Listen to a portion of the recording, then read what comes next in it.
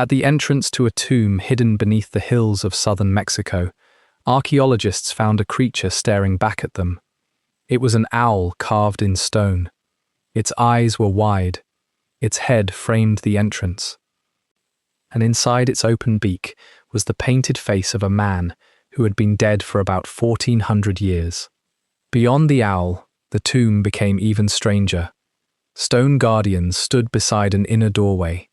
Symbols connected to the ancient calendar were carved above them. And across the burial chamber, murals still held traces of white, green, red, and blue. They showed a procession of people walking toward the dead while carrying bags of incense resin. The tomb had survived since around the year 600. It belonged to the Zapotec civilization of Oaxaca, one of the oldest urban cultures in ancient Mexico. But archaeologists did not discover it during a planned excavation. They reached it after receiving an anonymous report that looters had entered the site. By the time officials arrived, part of the tomb's history may already have been taken. What remained was still so well preserved that Mexico's government described it as the country's most important archaeological discovery in a decade. And at its entrance, the owl was still guarding the door.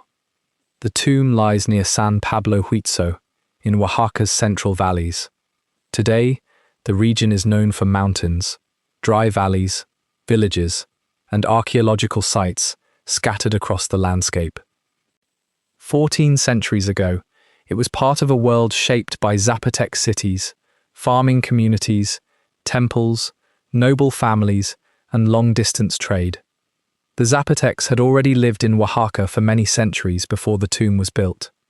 Their most famous city was Monte Alban, founded on a flattened mountain above the valley. From there, rulers controlled surrounding communities, organized ceremonies, recorded names and events in carved symbols, and buried powerful people inside decorated tombs. If discoveries that open forgotten worlds are why you are here, subscribe and turn on notifications. Because the Huitzo tomb is not only a place where someone was buried, it is a carefully built message about who that person was, how the living remembered them, and what the Zapotecs believed waited beyond death. The first message appears before anyone enters. The owl dominates the entrance. In ancient Zapotec belief, owls were connected with night, death, and the hidden world beneath ordinary life. They moved silently in darkness. They saw what people could not. Their calls came from beyond the firelight. That made the owl a natural symbol for crossing between the world of the living and the world of the dead. But this owl does not simply sit above the tomb. Its beak opens around a human face. Researchers believe the painted face may represent the ancestor honored inside. The image makes the dead man appear to emerge from the bird, or perhaps to be carried by it. The exact meaning is still being studied. It may show the owl protecting the ancestor. It may connect him with death and supernatural power. Or it may identify the doorway as an entrance to a realm watched by beings that did not belong to the living world. Whatever the full message was, it would have been understood immediately by the people who approached the tomb 1400 years ago.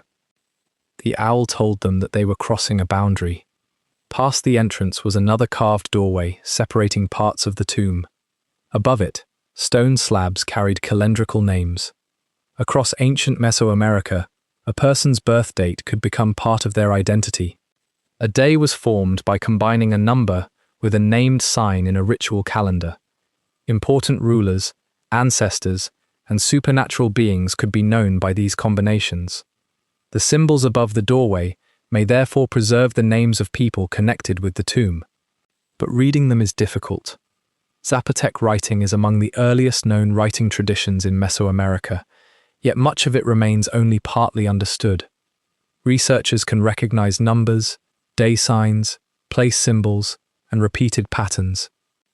They cannot translate every inscription with the certainty possible for a fully deciphered script. That means the tomb may already contain the name of its owner, while still refusing to reveal it. On either side of the inner doorway are carved human figures. One appears male and the other female. They may represent ancestors. They may be guardians. They may have belonged to the family whose dead were placed inside. Their position is more important than their exact identity. They stand at the point where a visitor moves deeper into the tomb.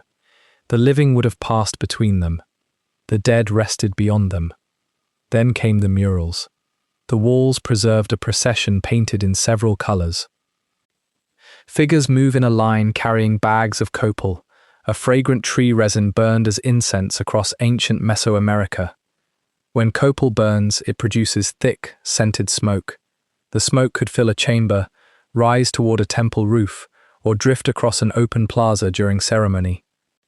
Its smell marked sacred time. It transformed an ordinary space into a ritual one. In the Huitso tomb, the painted figures appear to carry copal toward the burial chamber. They may represent mourners, priests, relatives, or supernatural participants in the funeral. The mural may preserve an actual ceremony performed when the tomb was used, or it may show an ideal procession meant to continue forever on the walls.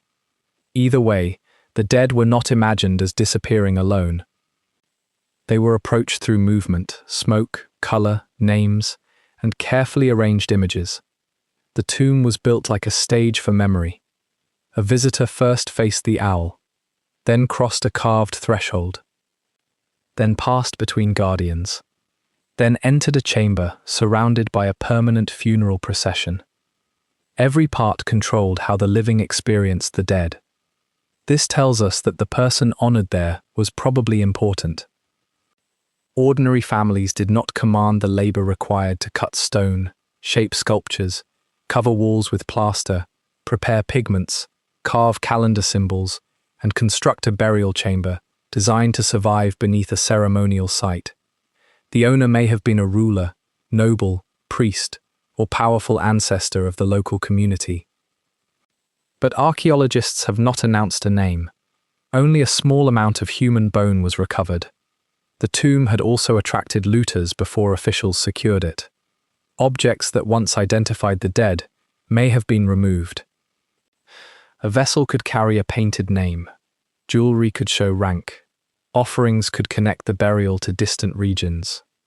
When looters take an artifact, they do not only steal an object, they break its relationship with everything around it. A piece found beside the skull means something different from the same piece sold without a location. A pot placed at the entrance may belong to a ritual. The same pot without context becomes only decoration. This is why the anonymous warning mattered. It brought archaeologists to the tomb before more information disappeared. The team could document the architecture, protect the murals, recover remaining ceramics, study the bones, and record how every surviving element related to the others. Conservation began immediately, because discovery can be dangerous. The tomb had remained in a relatively stable underground environment. Once opened, air, light, moisture, dust, and changing temperature began affecting the painted surfaces. Colors that survived 14 centuries can loosen in days. Plaster can separate from stone. Salts can move toward the surface and break pigment apart. The owl may appear solid, but painted stucco and carved details can be extremely fragile. The excavation therefore became a race against damage. Archaeologists, conservators, physical anthropologists, architects, chemists, and specialists in ancient imagery all had different questions. What materials formed the pigments? Were the colors made locally? How many people were buried inside? Did the bones belong to one generation or several? Were the murals painted when the tomb was built, or restored during later ceremonies? What do the calendar signs record? And was the owl linked to one named ancestor, a ruling family, or a wider belief about death? The answers could change how researchers understand Huitso itself. The area was not isolated. It stood within the northern part of the Oaxaca Valley, connected to routes leading toward other communities and regions. Monte Alban had once dominated much of the valley, but Zapotec political life was never limited to one city. Local centers developed their own rulers, temples, tombs, and alliances. By around the year 600, when the newly discovered tomb was built, Monte Alban was approaching a period of major change. Power was becoming more divided. Regional centers were growing in importance. The Huitso tomb may belong to an elite family, asserting its position during that transformation. Its carvings do not look like the work of people living at the edge of civilization. They show a community with skilled stoneworkers, painters, calendar specialists, religious knowledge, and access to organized labor. The tomb also reminds us that the Zapotec story did not end when one capital declined. People continued building, worshipping, trading, and burying their dead across Oaxaca. Centuries later, new Zapotec centers such as Mitla became famous for stone mosaics and elaborate tombs. Zapotec communities survived the arrival of the Spanish and remain part of Oaxaca today. The people who speak Zapotec languages are not the remains of a vanished civilization. They are descendants of living traditions that changed, adapted, and endured. That makes the discovery more than an ancient mystery. It is part of a continuing cultural history. But the most dramatic claims still need caution.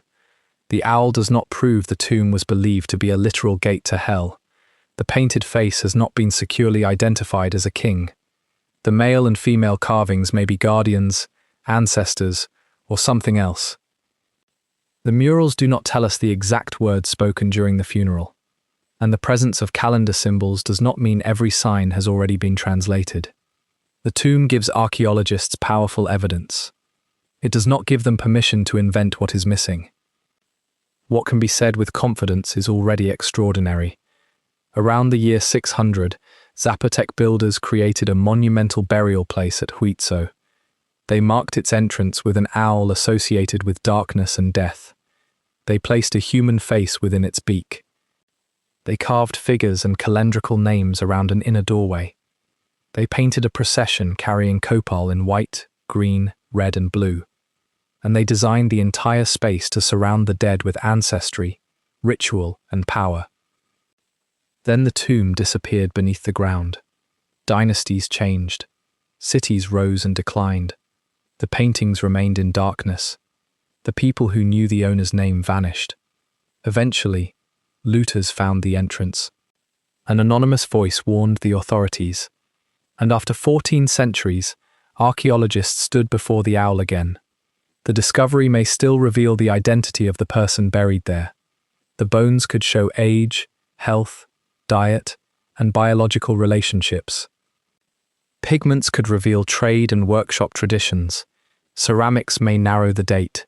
The symbols may connect the tomb to known rulers or families. Other structures nearby may show whether this was one isolated burial or part of a larger ceremonial center. For now, the most powerful evidence is the tomb itself. It was built to make the dead present. The ancestor's face remained at the entrance. The procession never stopped moving. The incense never stopped being carried. The guardians never left their positions. And the owl never closed its eyes. 1400 years after the funeral ended, it was still watching the door. The next investigation is waiting on screen now.